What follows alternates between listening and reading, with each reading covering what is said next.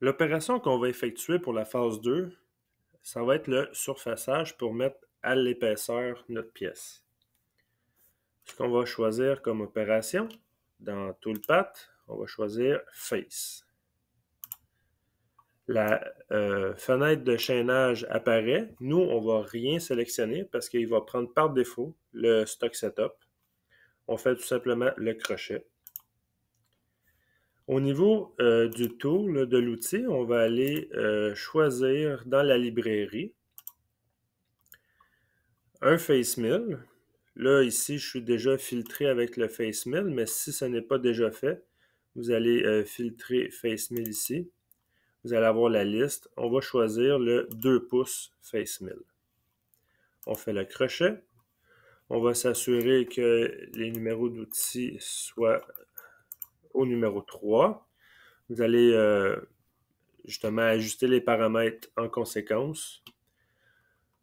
Au niveau du code paramètre, ici, par défaut, il est à one way. Ça veut dire qu'il va faire une passe, va dégager, va faire toujours les passes dans le même sens. Nous, on va choisir zigzag. C'est un petit peu plus rapide. Là. On va faire un aller-retour tout en usinant dans l'aller-retour. Les paramètres de droite, on va laisser ça tel quel. La seule chose qu'on va corriger, c'est au niveau du stock to leave on floors sur les planchers. On va le mettre à 0, comme ceci. Au niveau du linking paramètre, la clairance est à 2 pouces en absolu. On va cocher juste au début et à la fin de l'opération. Le retract 100 mm en absolu, c'est bon. Le feed plane 100 mm par rapport à l'incrémental, ça veut dire à l'endroit où est-ce qu'il est rendu en profondeur, ça va être le feed plane quand il va tomber en G01. Ça, c'est correct, on va le laisser de même. Là, c'est au niveau du top of stock. Là, on se souvient que l'origine, on l'avait mis 125 mm plus bas que notre matière brute. C'est voulu parce que mon morceau fait 125 mm d'épaisseur. Ce qui fait que en réalité, là, je vais juste cacher ça ici. Je vais aller en front. L'origine est au niveau de ma pièce. On remarque la surépaisseur qu'on a en haut. On a 125 mm de surépaisseur. En passant, si vous voulez juste cacher la fenêtre temporairement, c'est ici, Hide Dialogue. Et vous pouvez faire vos manipulations et on fait Escape pour revenir à la page. Le top of stock, par rapport à l'absolu, par rapport à l'origine pièce, je suis à 125 mm. Je vais écrire 125 mm. Et pour ce qui est de la profondeur, il faut que j'arrive à Z0 en absolu. Je vais choisir absolu ici, et je m'assure d'être à 0. L'autre chose, c'est pas obligatoire, mais là, dans le cadre de cette pièce-là, on va quand même pratiquer l'option de faire plusieurs passes de surfaçage en épaisseur.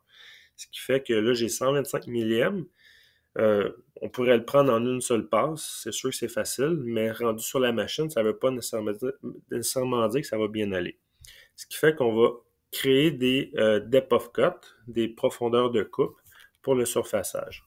En ayant mis le top of stock à 125 mm et qu'on veut arriver à Z0, Mastercam sait qu'on a 125 mm enlevé. Ce qui fait que je m'en vais dans Depth Cut et je vais activer le Depth Cut et je vais lui dire que la passe maximale que l'outil va prendre en épaisseur, juste pour voir qu'est-ce qui va se passer, je vais l'écrire à 50 mm par passe.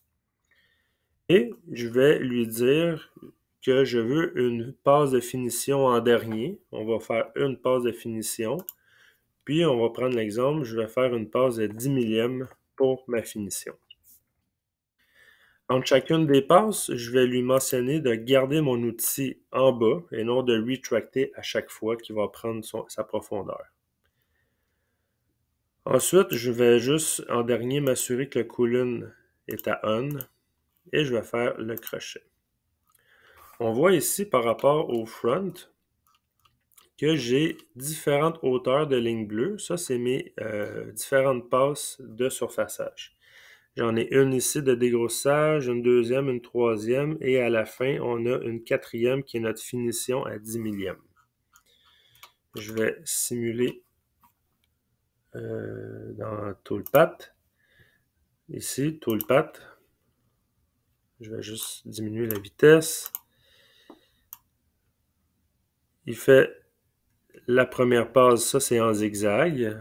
Ensuite, il va aller chercher sa deuxième profondeur, toujours en zigzag. Troisième profondeur. Et il va faire sa finition et va retracter. Je vais faire le crochet. Je vais aller simuler le tout parce qu'en réalité, on a terminé l'usinage. Je vais m'assurer de choisir Machine Group ici. Si on fait le plus là, au niveau de la phase 1, on voit que chaque opération est sélectionnée. Je vais aller faire le Verify.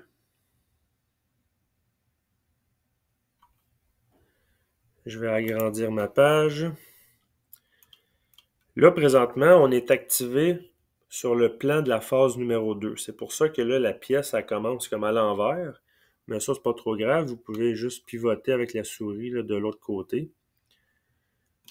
Si vous voulez, on peut enlever le wireframe là, dans Home. On peut enlever le wireframe. On peut enlever les axes. Tu sais, si vous voulez comme clairer, épurer un peu le graphique, là, vous pouvez les enlever, il n'y a pas de problème. Dans le Verify, on va s'assurer de faire Color Loop. Et on va y aller par étapes. Je vais y aller quand même chapitre par chapitre là, avec ce bouton-là, Next Operation. Là, ici, on a la rainure. On a les deux poches. On a la finition, le remachining. On a le dégrossage du contour. On a la finition du contour. Et là, on commence l'opération 2. Alors, je peux tourner ma pièce avec la souris. Et on va faire la dernière opération qui se trouve à être l'opération finale pour terminer ma pièce. On va sauvegarder le tout et on va aller transformer ça en code G et simuler dans Vericut.